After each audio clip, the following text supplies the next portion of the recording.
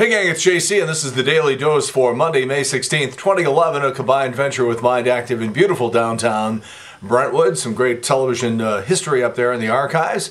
And of course, eye candy right below what you're looking at right now. We have another good one today. Thanks to everybody who listened last week on the Big 550 KTRS to the 27th anniversary celebration with all the old highlights. I'm already hearing from people who are complaining because I didn't play some favorite bit that they expected to hear. You wouldn't believe the stuff I had to, put a line through just because the time constrictions. I mean, when you're taking, Robin Williams and Tom Hanks and Steven Spielberg and people like that and saying we don't have time to put those things on the air, well, you get some idea for what, how difficult those decisions are sometimes, what to leave in, what to leave out, and it's just crazy. But we did a best job as we could last week, and now everything's back to normal from 10 until 1 every day on the Big 550 KTRS. I want to say first and foremost, congratulations to my oldest daughter, Addison Clark Corcoran, who graduated high school last night. Congratulations, honey. Very, very proud of you. And I want to say hi to everybody who hung out with the Joni's Pizza down in Soulard on Saturday night. A bunch of our old radio pals from days gone by, all together there to hear Zero Friction with John Stiles and a guy who did a lot of behind-the-scenes work for us in the old KSD days, Mark Dickinson. They got a great little two-person band there called Zero Friction, and they were playing, and they just sounded fantastic at Joni's the other night, so we had a good time. It was just great to see everybody. Hi, Judy. Hi, Don. Hi, Nancy. Hi, Kim, Tom, John, everybody. It was just a great time seeing everybody out there.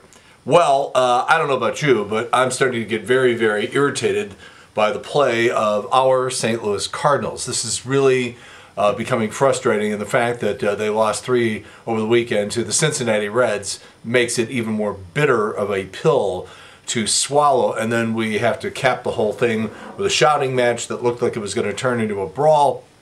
Look, we have no defense, we have no bullpen, and until they can get that stuff fixed, we're going to have a rough summer, folks. You have Lance Berkman, who I'm very, very pleased with in terms of his offense.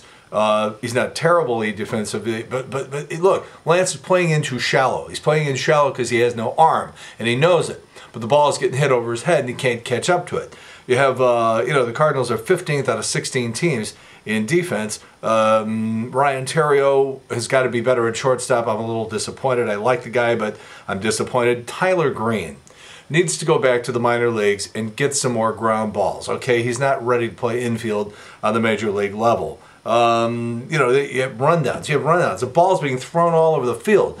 Rundown's supposed to be 1 or 2 throws. We're throwing the ball all over the place. Albert is tagging guys out at third base. He's the first baseman. He's tagging guys out at third. What's going on? Carp can't sacrifice the runner yesterday. You got guys taking extra bases. This is getting it's not getting sloppy. It's been sloppy. And it's been like this for a while now.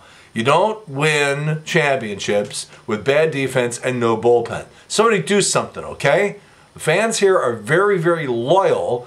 They fill the ballpark. They spend all their money on everything that is Cardinals, and they deserve a better team than what they're seeing out there this year. This is really, really getting sloppy and very, very irritating. And now you got Cordero, the reliever for Cincinnati yesterday, barking into the dugout. He's mad at Dave Duncan and especially at Gerald Laird. Albert gets hit. He puts his arm up, gets hit in the forearm. We're still waiting for details on that. They haven't even X-rayed it yet. I don't know what the hell is going on.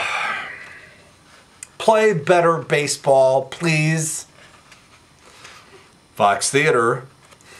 Here's how bad the weekend news is on television in St. Louis. This is how bad the Kelly Jacksons and the Anthony Slaughters and all the stuff that's on the air on weekends is in town. People have trained themselves not to watch the news on weekends because it's awful, and you just want to pull your eyelashes out. So yesterday, of course, they have a situation where they had a fire at the Fox Theater. They had to cancel the Jersey Boys show. Not a tragedy in my book. I hate the Four Seasons. But everybody shows up at the theater yesterday. They don't get the news that the shows are called off. You know why? Because they have the news on. They don't watch the news. I can't say that I blame them. Oh, wait. By the way, I got to go back to Cincinnati for a minute. Just in terms of ridicule. It's bad enough when you're swept. You know, and this rivalry between the Cardinals and Cincinnati has gotten really intense over the last few years. And, you know, Johnny Cueto might be a great pitcher, but he's still a big sissy for kicking. And you got Jason LaRue, you know, could have played for another couple of years. He can't play. Chris Carpenter still got spike marks in his back from the big pussy kicking there in the fight. So the Cincinnati Reds flagship station, WLW, is got everybody mad, and I think rightfully so. Tony La Russa, of course, out with the case of the shingles. So WLW, the radio station, creates a contest with a local roofing company, and the promotion said, Cardinals manager Tony La Russa has shingles, so we want to give you a chance to win some Tony La Russa shingles of your own, together with a roofing company. Hardy, har, har. Team was upset about the contest being in bad taste and the station failing to contact it in advance of putting it together. Well, you think? You know, this isn't fun getting you know, beaten and then ridiculed and taunted. The hell's going on? You know, Tony, okay, so he's out. But you know, Tony likes to sort of, he sees himself as sort of a badass, you know, sort of a tough Sicilian. Okay, well, we're getting pushed around here, okay? So it ain't working anymore. I know you're sick, Tony, and I understand that, but this isn't the first time something like this has happened. We're getting pushed around. Things could be worse. You could be in the DVD business. Wholesale DVD revenue has crumbled for movie studios. DVD revenue from mail orders and stores and video kiosks and stuff like that down 43.9% in 1 year. Stats are down $4.47 billion in 2010 from $7.97 billion in 2009.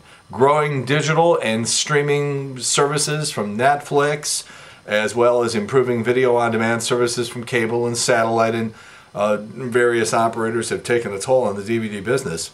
Average titles pulled in less than half the revenue as compared to a year ago. And Blu-ray has turned out to be a big joke. I spent like $400 on a Blu-ray player thinking it was going to be the next big thing. Joke's on me.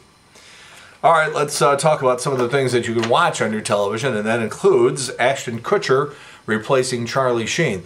If Ashton Kutcher has ever been in a good movie, or if he's ever given a good performance, I've never seen it. I think he's a no-talent ass clown. But he got the job after Hugh Grant turned it down. Apparently they'd been in semi-serious conversations with Hugh Grant. That would have been something. That would have gotten everybody's attention. Charlie's base salary was $1.25 million an episode, but that was in addition to profits and things like that, his participation in the company.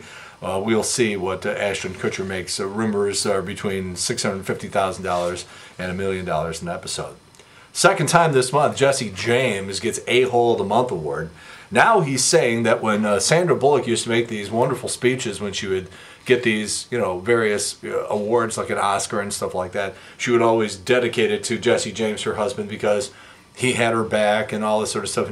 And he says now that she gave that speech all the time. I don't think she meant it. All right, this guy's losing it, folks. This guy is just... And then he says, I took full responsibility. I cheated on my wife, but guess what? So do millions of other men. Okay, Jesse, just keep racking up those popularity points. Our pal Jenna Fisher from right here in St. Louis. Pam from The Office is pregnant. This is going to be her first child. She's married to a guy named Lee Kirk. Her first husband, of course, was James Gunn, guy also from here in St. Louis, who made Slither. This week, the major networks will be unveiling their schedules for next season. NBC up first. They have a new show called Are You There, Vodka? It's Me, Chelsea, which is based loosely on the life of Chelsea Handler.